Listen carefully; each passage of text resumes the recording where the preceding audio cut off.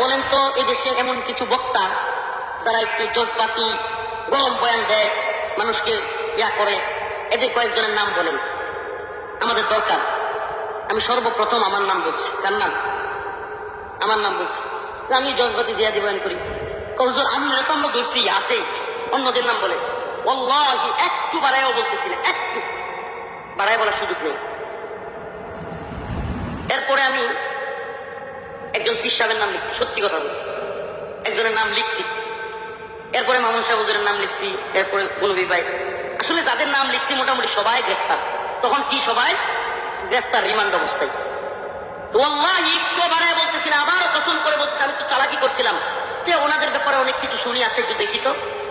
আমি সব নাম লেখার পরে গুনবী ভাই, হারুনিজার ভাই, বিসমা ভাই, কিংবা জুনেদ আল্লাহ সাহেব, মামুন সাহেব হুজুর, সবার নাম লেখার পরে হঠাৎ করে জিজ্ঞেস করতেছে, হুজুর প্রথমে যার নাম লিখছেন উনি কে? আমি বলছি কেন ছিলেন না? আমি বলছি অমুক দলের নাইবে আমির সাহেব। ওয়াল্লাহি কসম, এক ইঞ্চি যদি বাড়ায় বলি, আল্লাহ কসম, আল্লাহ যেন আমার উপরে, এজন্য এই কথা যদি তুহমত হয়ে থাকে, আমার উপর আল্লাহ আযাব আসে, এতটুকু বলতেছে। সাথে সাথে লাল কলম দিয়ে কেটে দিচ্ছে, সাথে সাথে লাল কলম দিয়ে কেটে দিচ্ছে। শুধু কেটেই দেয় নাই, আমি যখন জিজ্ঞেস করলাম কি, উনি তো সবচেয়ে গরম কথা বলে, পারলে হাসিনার একবার কাপড় খুলে ফেলে, তো উনার নাম কাটছেন কেন? হুজুর এটা বুঝবেন না। কি বলে? এটা বুঝবেন না। এখনো যারা মনে করেন যে আমরা সব, আজকে কি দেখলেন আপনারা? ফরিদউদ্দিন মাসুদকে আল্লামা বানানোর জন্য যারা তৈরি, হাসিনা চলে যাওয়ার পরে যারা ফরিদউদ্দিন মাসুদকে বড় বুজুর্গ দাবি কইরা তার বিরুদ্ধে বললে চোখ উপড়ায় ফেলবে, টানা ঘেরাও করবে, এই অবস্থানগুলো দেখতেছেন। আর আমরা রিমান্ডে, আমি নিজে এটা যাচাই করে আসছি। এখন বলবেন হুজুর গোয়েন্দারা নিজেদের মধ্যে লাগাই দেওয়ার জন্য আপনাদের মধ্যে এগুলো করছে। আপনারা খুব বেশি বুঝেন না। সবকিছু এত আলাদিনের সারাগ আপনারা কই পেলেন?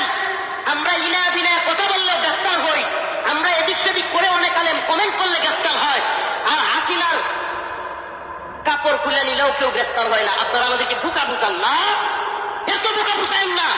আজকে মুখ খুলতে বাধ্য হচ্ছি। আপনারা যদি এখনো পর্যন্ত আলেমদের বিরুদ্ধে বিশুদ্ধার আর এই নাস্তিকদের পক্ষ অবলম্বন থেকে বিরত না থাকেন, কি করতেছে এরা? কি করতেছে এরা? আসতে আপনারা যদি এখনো এই নাস্তিক প্রেমী থেকে বিরত না থাকেন, আর যদি বক্তব্যদেরকে বলবো আপনারা দেখে আমি ভালোবাসি, গালি দিলেও ভালোবাসি, আল্লাহ গালি দিলেও আপনাদেরকে ভালোবাসি, কিন্তু আপনারা বোঝার চেষ্টা করেন এই জালেমদের সহযোগী কারা ছিল, বুঝবার চেষ্টা করেন। বারবার তাদের সহযোগী হয়েও কারাগারে যেতে হয়নি কাদের। আজকে সেই জালেমদেরকেও শায়েস্তা করার সময় এসেছে। হয় পরিবর্তন হবেন, নিফাকি দূর করবেন,